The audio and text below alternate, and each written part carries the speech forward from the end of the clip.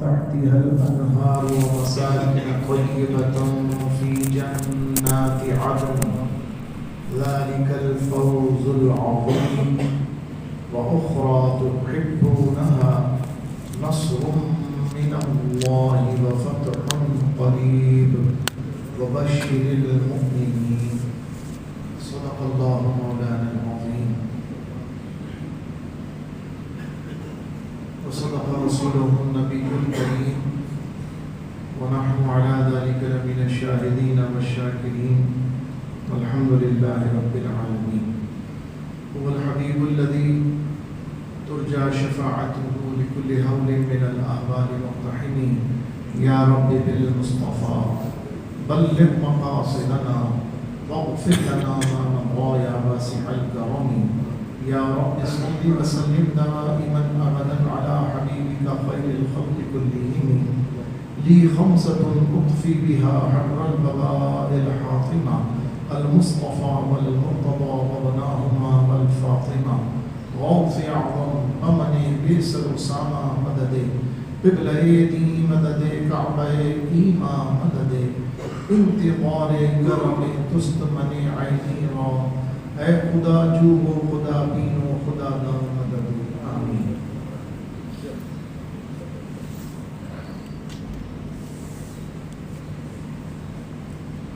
معزز سامعین کرام،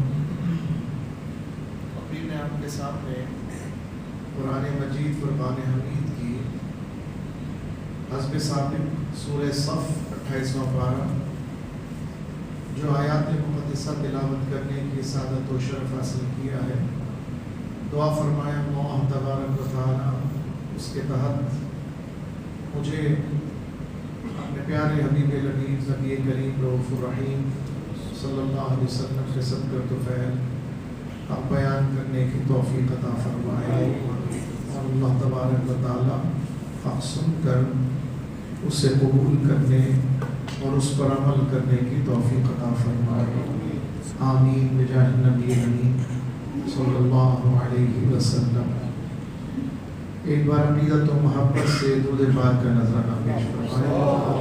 اللہم صلی علی سیدنا مولانا محمد معدن الجود والکرم وآلہ وبارک وسلم صلاة و سلاما علیک یا سیدی یا خاتم النبیین. معزز سامعین کرام، خیر و شر کی جو لڑائی ہے وہ آغاز سے چل رہی ہے. جب سے بشریت کی ابتدا ہوئی ہے اس وقت سے خیر و شر کی لڑائی چل رہی ہے. اب یہ لڑائی کب ختم ہوگی؟ جب بشریت ختم ہوگی. بشریت کے آغاز سے لڑائی شروع ہوئی، بشریت کے اختتام پہ لڑائی ختم ہو جائے گی. اس وقت تک اللہ نے قرآن کے مطابق شیطان کو مہلت دی ہوئی ہے کہ وہ اپنی تمام تر سازشیں آزما کے دیکھ لے، ساری اپنے مکر و فریب سے کام لے لیں. جو اللہ کے بندے ہوں گے مخلص، ان پر اس کا کوئی داؤ نہیں چلے گا.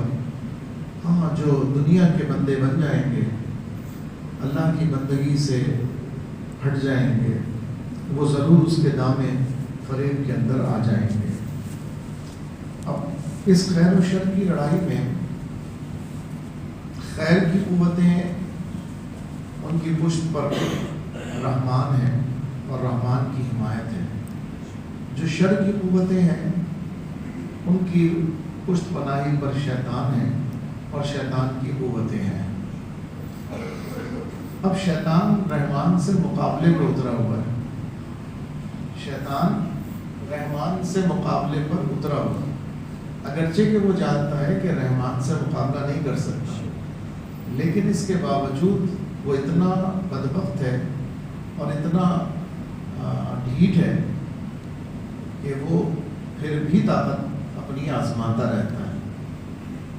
اور اکثریت جو ہے وہ نافرمانوں کی ہے، شیطان کے ہی رخ کی ہے، شیطان کے ہی فکر کی ہے، تو نافرمانوں میں اس کا گروہ بڑھتا ہے، اور جو فرما بردار ہیں ان کے لیے آزمائشیں بہت ہوتی ہیں، تو ان کے لیے ماننا بھی بڑا مشکل ہوتا ہے۔ آزمائشیں زیادہ ہوتی ہیں تو پریشانیاں آتی ہیں، پریشانیاں آتی ہیں، انسان ذرا کمزور ہے، تو وہ پھر حق کو پہچاننے کی استعداد اس کے اندر جتنی ہوتی ہے اس لحاظ سے وہ کوشش کرتا ہے۔ یہ خیر و شر کی لڑائی ہر دور میں، ہر زمانے کے اندر رہی ہے، آج بھی ہے۔ یہ نہیں کہا جا سکتا کہ کل بہت تھی اور آج کم ہے، یا کل کم تھی اور آج بہت ہے۔ البتہ کچھ آثار سے یہ بات ہم کہہ سکتے ہیں کہ آج شیطان کے داؤ اور حملے زیادہ ہو رہے ہیں بنسبت گزشتہ زمانوں میں۔ شیطان کے حملے محدود تھے، بچاؤ کے طریقہ کار بھی محدود تھے، ان سے بچ جاتے تھے، لیکن اب حملوں کے جو ہتھیار ہیں وہ بڑھ گئے، اور اس کی وجہ بھی ہے کہ جب کوئی شخص ہار رہا ہوتا ہے تو پھر وہ تابڑ توڑ حملے شروع کر دیتا ہے۔ شروع میں وہ آہستہ آہستہ اپنی اسٹریٹجی کرتا ہے، اس کے بعد ٹائم ہوتا ہے، جب ٹائم کم ہوتا ہے تو اب اس نے جیسے T20 کہہ لیں اور ٹیسٹ میچ کہہ لیں، تو ٹیسٹ میچ کی جو پلاننگ ہوتی ہے اور جو T20 کی پلاننگ ہوتی ہے وہ آپ اندازہ لگا لیں۔ تو بس یہ مثال زیادہ سمجھ میں آ جائے گی، اسی سے آپ اندازہ لگائیں گے کہ اب جو اس کے حملے بڑھ گئے ہیں اس کی وجہ یہ کہ اب ٹائم کم ہو گیا۔ اقتربت الساعہ، اللہ نے فرمایا قیامت قریب آ گئی۔ کب قریب آ گئی؟ کب فرمایا؟ 1400 سال پہلے حضور علیہ السلام کے ذریعے ہمیں پتہ چلا، اللہ نے اس وقت قرآن نازل کیا۔ یہ قرآن کی آیت ہے، سورہ قمر، اقتربت الساعہ وانشق القمر، کہ چاند جو دو ٹکڑے ہوا ہے یہ علامت ہے کہ قیامت قریب آ گئی ہے، قیامت قریب آ گئی۔ اب قیامت قریب آ گئی ہے، اس کا مطلب ہے شیطان کی مہلت کا ٹائم بہت ہی کم رہ گیا، کم رہ گیا تھا، اب بہت ہی کم رہ گیا، تو اب اس کے حملے بڑھ گئے۔ وہ اپنی مطلب بس آخری کوشش میں لگا ہوا ہے، اب اس سٹیج پر آ گیا ہے اس کی کوششیں، تو اس نے کوئی بھی لمحہ نہ ضائع نہیں کرنا ہے۔ جس کے پاس مہلت کم ہو اس نے لمحے ضائع نہیں کرنے ہوتے ہیں، شیطان نے بھی یہی اختیار کر لیا۔ ایک طرف سے سانس ملتی نہیں ہے رحمانی قوتوں کو، خیر کی قوتوں کو، دوسری طرف سے حملہ ہو جاتا ہے۔ ابھی دوسری طرف سے لڑائی لڑ کے، سخت لڑائی لڑ کے ذرا ٹھنڈ پاتی ہے تو پھر کچھ اور ہو جاتا ہے۔ تو یہ زمانے کی ایسی وہ ہے، اگر ہم یہ سمجھیں کہ ہم نے جنگ لڑ لی اور اب تو جیت گئے اور اب سکون، نہیں جناب، مومن کو دنیا میں آزمائش ہی آزمائش ہے، سکون تو ہے ہی نہیں۔ جس نے سکون کا سانس لے لیا ہے سمجھ لیں یہ بھی شیطان کا حملہ ہے کہ اس نے غافل کر دیا، اس نے ذمہ داری سے غافل۔ آپ کو سکون میں یاد رکھیں، میرے بزرگ فرماتے تھے، بزرگ قبلہ شاہ صاحب رحمۃ اللہ علیہ، بڑے شاہ صاحب اکثر فرماتے تھے، کہتا حضرت آرام فرمائے، آرام تو قبر میں ہوگا، آرام مومن کو قبر میں ہی ملے گا، ہمیں یہاں آرام نہیں ہے، یہاں مومن کے لیے پریشانی، تکلیف، آزمائش، ٹینشن، الجھن، شوگر، بلڈ پریشر، یہ سب ہمیشہ رہے گا، لیکن یہ اس کے لیے رہے گا جس کو دین کا احساس ہے۔ اور جو بے حس ہو جائے، بیماری تو اسے بھی آتی ہے لیکن ذرا ڈھیٹ ہوتا ہے، دیر سے آتی ہے۔ دیکھو سیاستدان مرتے ہی نہیں ہیں جلدی، یہ جو سیاستدان ہے چور، دیکھ لیں، وہ 70 سال کا بڈھا ہے نیازی عمران، اور دیکھو پینٹ ٹی شرٹ اور جینز کے اندر بیٹھا ہوا ہے، اس کی ابھی تک اس کی وہ جائی نہیں رہی ہے جوانی۔ تو آپ آثار دیکھ لیں، وہ پرویز مشرف کو دیکھ لیں، مرتے ہی کب سے کب تک کتنا ہم ڈرامے کر کے اس کی ایڈٹ کر کے بنا دیں گے، وہ اس کی حالت یہ ہو گئی، اس نے کچھ نہیں ہے بھائی، وہ سب ایڈیٹڈ ہے، کمپیوٹر ایڈیٹڈ ہے، یہ نہیں مرتے اتنی جلدی. ان کو بھی مہلت، اسی سے اندازہ لگائیں شیطانی قوتوں کو بھی مہلت ہوتی ہے، شیطانی قوتوں کو بھی مہلت ہے. اب تازہ ترین حملہ یہ ہے، دیکھو ان سب کو جو کھٹکتا ہے نا سب سے زیادہ، وہ سرکار کی عزت کھٹکتی ہے صلی اللہ علیہ وسلم. اور اس ملک کے اندر اللہ کے فضل سے ہمارے اکابر نے جن کا میں نے ابھی نام لیا، علامہ سید شاہ عبد الرحمن قادری رحمۃ اللہ، 9 جولائی 1986 حضور علیہ السلام کی عزت و ناموس کا عظیم قانون 295 سیکشن 295 295 تو برطانیہ کے زمانے سے آ رہا ہے. اس میں A-B-C کلاس کا ایڈیشن کیا گیا. A اور B جو ہیں وہ توہین صحابہ، توہین مقدسات اور توہین قرآن اور توہین مذہب کے اوپر ہے.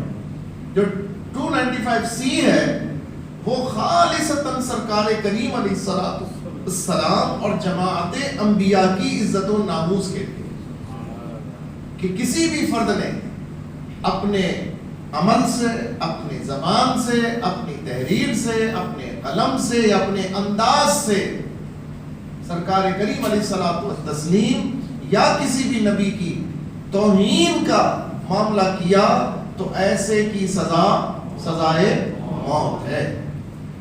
اچھا آپ کہیں گے کیا یہ اضافہ 1986 میں ہوا؟ نہیں، یہ اضافہ، یہ تو چیز اس سے پہلے بن گئی تھی. یعنی یہ دستور پاکستان 1973 جب طے کیا گیا تو دیکھیں دستور جب بنایا گیا تو ہر چیز نئی نہیں بنائی گئی، جو کنٹینیو چلا آ رہا تھا اس میں ترمیمات کی گئی، اور اس کو ایک اچھی اپڈیٹ فارم کے اندر. سب سے پہلا ہمارا آئین تھا 1958 کا، اس کے بعد ہمارا آئین میرے خیال میں 62 یا 64 کا آئین ہے جو ایوب خان نے دیا. پہلا آئین گورنر جنرل غالباً اسکندر مرزا تھا، اس نے نافذ کیا. دوسرا آئین گورنر جنرل نہیں، air marshal Ayub Khan, field marshal صدر ایوب خان، انہوں نے. اور تیسرا آئین 1973 کا بھٹو صاحب کے دور میں بنا. تو یہ تیسرا آئین 1973 کا ہے. اس میں 295C ہی رکھی گئی، لیکن اس وقت C بنائی گئی. 295 تو تھا، C بھی بنائی گئی تھوڑے سے عرصے کے بعد امینڈمنٹ کر کے. اور اس میں یہ تھا قانون کہ جس نے حضور علیہ السلام کی شان میں گستاخی کی تو اسے سزا دی جائے گی، اس کو سزا دی جائے گی. پھر اضافہ ہوا کہ اسے سزائے موت یا عمر قید دی جائے گی. پھر یہ امینڈمنٹ ہوا اور فائنلی 9 جولائی 1986 کو یہ فائنل ہو گیا کہ یا کا لفظ ہٹا کر صرف اور صرف سزائے موت دی جائے گی. اس کے علاوہ کوئی آپشن نہیں ہے، اس کے لیے کوئی بچت نہیں ہے.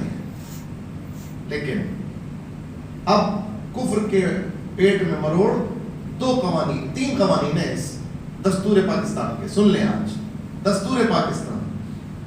کسی کو بحث کرنی ہے جمعے کے بعد میرے پاس حجرے میں آ جائے، دستور لے کر آئے. میرے پاس تو رکھا ہوا، میں دکھا دوں گا، ایک شق پڑھ کے سنا دوں گا، دکھا دوں گا. دستور پاکستان کے 3 شقوں سے سب سے زیادہ تکلیف ہے کفر کو. پہلی شق، اس ملک میں کوئی قانون خلاف قرآن و سنت نہیں بن سکتا. یہ ہمارے اکابر کا اتنا بڑا احسان ہے اس امت کے اوپر، اس قوم کے اوپر، پاکستانی قوم کے اوپر، کہ یہ ایک جملے نے پورے دستور کو سیکولر ہونے سے بچا دیا. اس ایک جملے نے. یہ احسان مانیے یہ آپ کے پڑوس میں عظیم شیخ الحدیث علامہ عبد المصطفیٰ ازہری رحمۃ اللہ علیہ اور ان کے قائد، اس وقت قائد اہل سنت ہمارے علامہ شاہ احمد نورانی صدیقی، یہ وہ کافر ہیں ہمارے کہ جنہوں نے یہ احسان کیا. اللہ تعالیٰ ان بزرگوں پر رحم فرمائے. عزیزان محترم،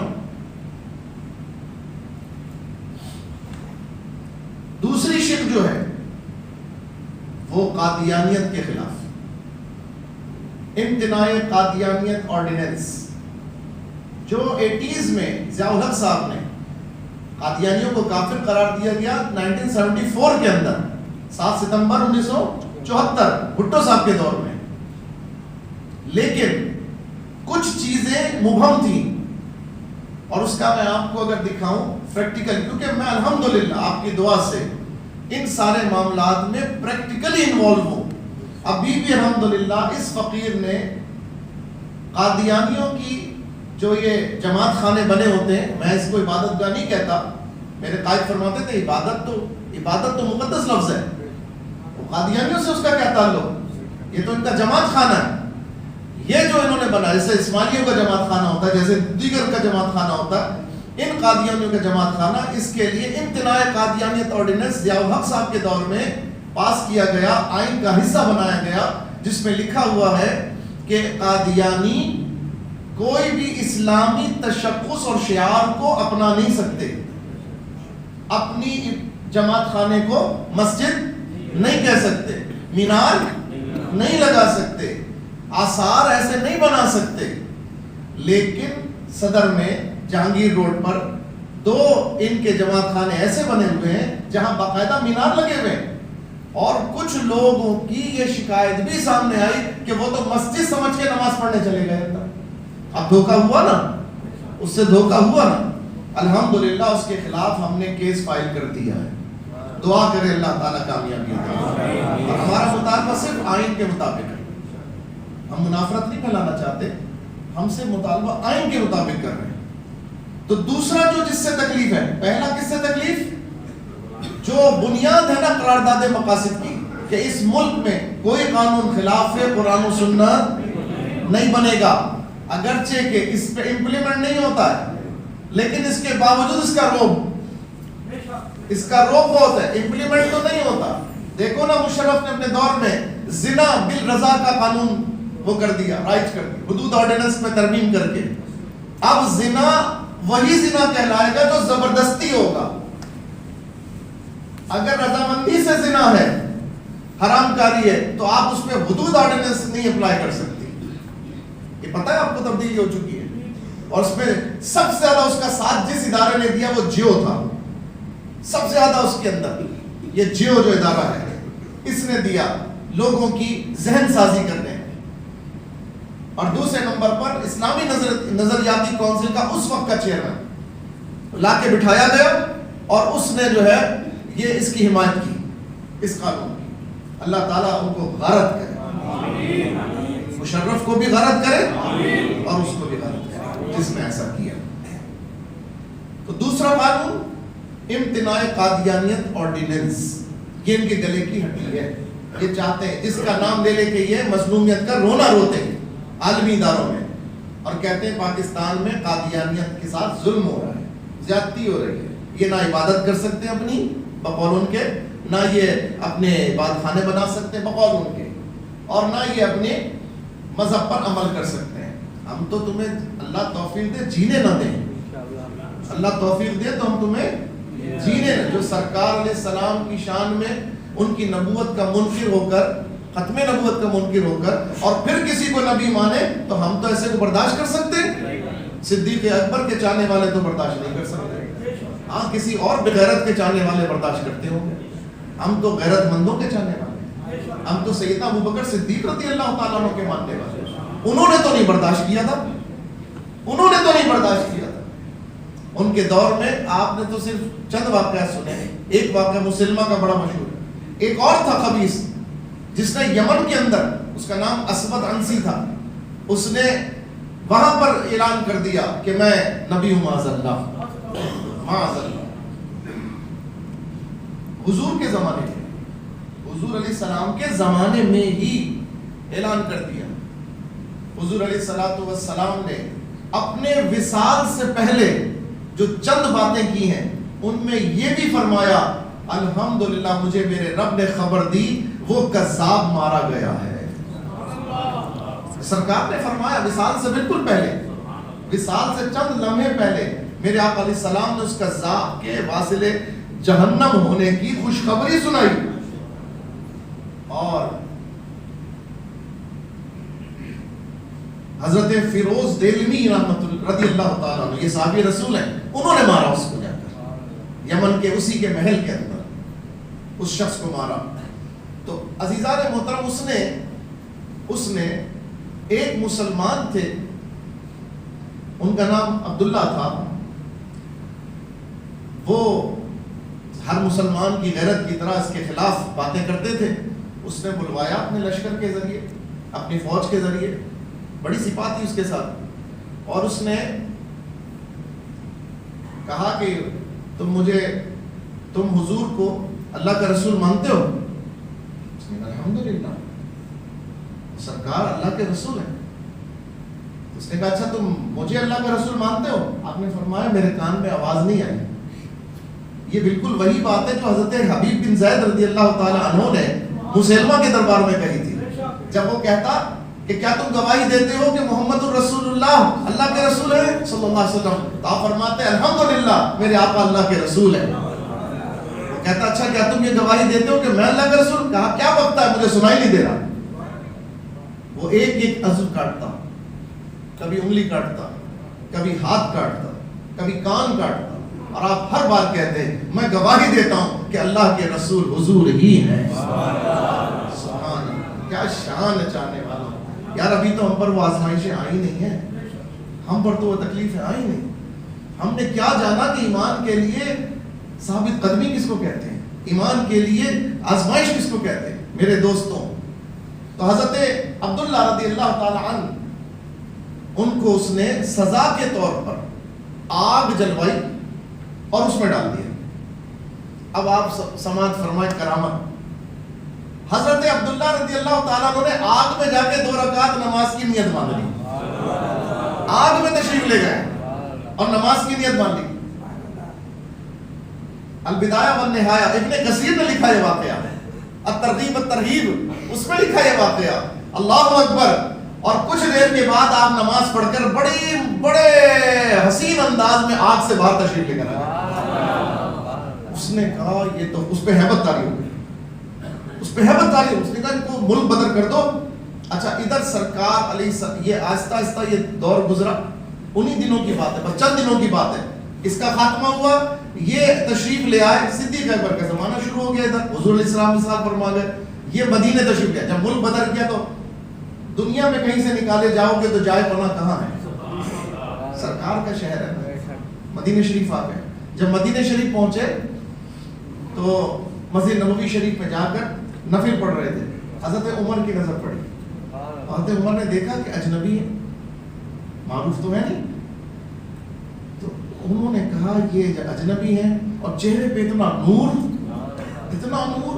آپ کی فراست نے اندازہ لگایا شاید یہ عبداللہ ہیں جن کے بارے میں مشہور ہے کہ آگ سے نکل کر آئے، جن کے بارے میں وہ مشہور ہو گیا نا واقعہ، آگ سے نکل کر آئے. سبحان اللہ. جب نفل پڑھی آپ نے فرمایا کہاں سے آئے؟ کہا یمن سے. کہا وہ ان کو جانتے ہو جو آگ سے نکل کر آئے تھے؟ کہا ہاں جانتے ہیں. آپ اس کا فرمایا کہیں آپ ہی تو وہ نہیں ہے. اب دیکھو یہ صحابی نہیں ہے لیکن صحابی سے مل رہے ہیں، مسلمان تھے، مسلمان ہو گئے تھے یمن میں، صحابی کے ذریعے مسلمان ہوئے ہوں گے. تابعی ہے، صحابی نہیں ہے. اور لقب ان کا ابو مسلم خولانی، نام ان کا عبداللہ، لقب ان کا ابو مسلم خولانی رضی اللہ تعالی عنہ. آپ نے فرمایا جی ہاں میں ہی وہ ہوں. سبحان اللہ. حضرت عمر رضی اللہ تعالیٰ عنہ نے فرط مسرت سے آپ کا استقبال کیا اور آپ کو صدیق اکبر کے پاس لے کر چلے. اور یہ دعا اس وقت حضرت عمر کے منہ سے نکلی، اللہ کا شکر ہے کہ عمر نے مرنے سے پہلے اس کی زیارت کی جس سے سرکار کی امت میں اللہ نے حضرت ابراہیم کی سنت ادا کرنے کا موقع عطا فرمایا. میں نے اس کی زیارت کی. لیکن کس کی وجہ سے؟ سرکار کی ختم نبوت کی صداقت کی گواہی دینے کی وجہ سے، سرکار کی ختم نبوت پر ڈٹنے کی وجہ سے. تو دوسرا قانون ان کو اس سے تکلیف. تیسرا قانون 295C.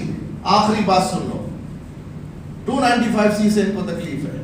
اور اب یہ سیاست میں نے آپ کو پہلے خبردار کیا تھا، یہ شخص اپنی کرسی بچانے کے لیے اپنے آپ کو بچا نہیں بچانے کے لیے نہیں. یہ سب اسٹیبلشمنٹ کے پٹھو ہیں, مہرے ہیں, عالمی اسٹیبلشمنٹ کے یہ ہلکارے ہیں, اور یہ صرف اور صرف اس لیے بیٹھے ہیں بظاہر ہمارے ننگے پیر مدینے میں چل کر عام مسلمان کو بے وقوف بنائے.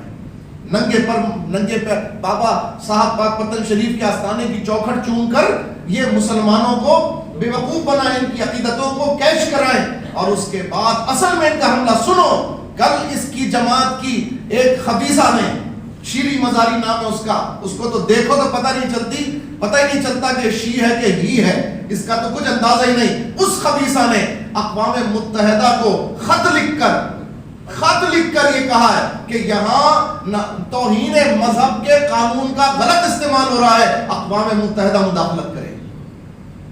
پاکستان میں توہین مذہب کے قانون کا غلط استعمال ہو رہا ہے, ہمارے قائد کے اوپر توہین مذہب کے مقدمات قائم کیے گئے ہیں, تو یہاں پر مداخلت کر کے اس قانون کے حوالے سے کارروائی کرے.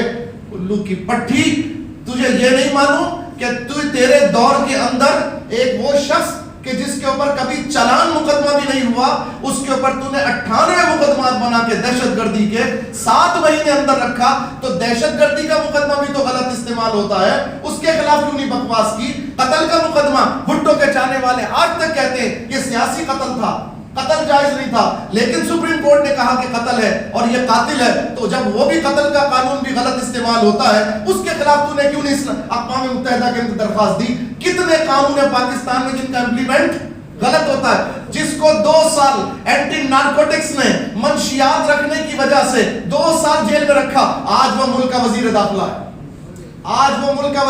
ہے, ثناء اللہ رانا ثناء اللہ. بتاؤ کیا اس کے اوپر اس قانون کا غلط استعمال نہیں ہوا؟ تو پھر تم نے اس کے خلاف اقوام متحدہ میں کون سی درخواست دی؟ کچھ دی؟ ابھی تجھے اٹھا کے جیل میں بند کر دیا جائے اور 10 مقدمات تیرے اوپر لاد دیے جائیں, پھر بتا کہ تو کہہ دی کہ دہشت گردی کے مقدمے کا غلط استعمال ہو رہا ہے. میں آپ کے سامنے بیٹھا ہوا ہوں, میں کتنی دفعہ یہ مثال صرف تحدیث نعمت کے طور پہ بتا رہا ہوں, الحمدللہ مجھے شکوہ نہیں ہے اس بات کا, لیکن نعمت کے طور پہ بتا رہا ہوں. میں سرکار کی میلاد میں, محفل میلاد میں تقریر کر رہا ہوں حضور کے فضائل اور کمال کے اوپر, اور میرا نام مقدمے میں لکھا جا رہا ہے کہ یہ رینجرز پہ فائرنگ کر رہا ہے. بولو کیا غلط استعمال نہیں ہو رہا قانون کا؟ جتنے تحریک لبیک کے اوپر مقدمات قائم ہوئے سب غلط ہوئے کہ نہیں ہوئے؟ لیکن کیا اس وقت ان مقدمات کے خلاف تو نے اقوام متحدہ میں درخواست دی تھی؟ لیکن مروڑ کس کا ہے پیٹ میں؟ مروڑ کس کا ہے پیٹ میں؟ صرف حضور کی عزت و ناموس کے قانون کے خلاف یہ بکواس کر رہی ہے. تہمت لگا کے ماں پہ جو دشمن سے داد لے, تہمت لگا کے ماں پر جو دشمن سے داد لے, ایسے سخن فروش کو مر جانا چاہیے. یہ بغیرت منہ کھول کے کھڑے ہیں. تو آپ سمجھئے ان کی اصل سازش کیا ہے, ان کے اصل درد کیا ہے, ان کے پیٹ میں مروڑ کیا ہے. وہ اس سے پہلے والا جو شریف بنتا تھا, اس خبیث کو بھی قادیانی بہن بھائی اس کی وہ ان کی یاد میں رویا کرتا تھا. وہ کہتا تھا یہ ہندوستان پاکستان کی ایک لکیر ہے جس نے علیحدہ کیا ہوا, ورنہ ہم ایک ہیں, پھول کے جیسے, گلدستے کے جیسے پھول ہوتے ہیں, ویسے ہندو بھی پھول ہے, سکھ بھی پھول ہے, مسلمان بھی پھول ہے. یہ اس کی پھول ہے, ہم ایک گلدستے کے پھول نہیں ہیں. محمد علی جناح نے کہا تھا پاکستان تو اسی وقت بن گیا تھا جب ہندوستان میں پہلا مسلمان آیا تھا. پاکستان تو اسی وقت بن گیا تھا, ہم بھول گئے اس کے قول. تو یاد رکھو مسلمانوں, سازشیں ہر لمحے کھڑی ہوئی ہیں, لیکن آپ نے اپنے کان کھولنے, آپ نے اپنی آنکھیں کھولنی, آپ نے اپنا دماغ بیدار رکھنا. اگر آپ غافل ہوئے اور لالچ میں ارے وہ مدینے میں ننگے پیر چلتا تھا, ارے وہ روتا تھا یوں کر کے, ارے وہ اس خبیث, ابھی شب قدر کی رات میں اس نے پروگرام کیا, طارق جمیل جیسا محلاتی مولوی بیٹھا ہوا تھا 2 نمبر کا, اور اس کے ساتھ اس کی جماعت کا گویہ نجم شیراز. اس نے کیا کہا؟ اس نے کہا اگر 27ویں شب قدر میں قوم عمران خان کی قدر کر لے تو اب ہمیں لیلۃ القدر ملے نہ ملے ہمیں پرواہ نہیں. میرے الفاظ آپ نوٹ کر لیں, ریکارڈ کر لیں اور چیک کر لیں, میں نے اگر غلو سے کام کیا ہے. یہ اس نے بکواس بکی ہے, یہ ہمارے لیڈر ہے. اصل میں یہ سب چاہتے ہیں مل کر کیا, اس ملک سے حضور کی عزت کا قانون مٹا دیا جائے. لیکن انشاءاللہ انشاءاللہ اب تحریک لبیک کی برکت سے اور علامہ خادم حسین رضوی رحمۃ اللہ تعالی علیہ کی جد و جہد کی برکت سے اب قوم بیدار ہو چکی ہے، جاگ اٹھے ہیں اہل سنت، گونج اٹھا یہ نعرہ ہے، دور ہٹو اے دشمن ملت پاکستان ہمارا ہے۔ پاکستان کا مطلب کیا؟ لا الہ الا اللہ۔ دستور ریاست کیا ہوگا؟ محمد رسول اللہ۔ تاجدار ختم نبوت زندہ باد زندہ باد زندہ باد۔ من سب نبیا فاقتلوہ لبیک لبیک لبیک یا رسول اللہ، لبیک لبیک لبیک یا رسول اللہ، لبیک لبیک لبیک یا رسول اللہ صلی اللہ علیہ وسلم۔ رہے گا یوں ہی ان کا چرچا رہے گا، بڑے خاک ہو جائیں جل جانے والے۔ وآخر دعوانا ان الحمدللہ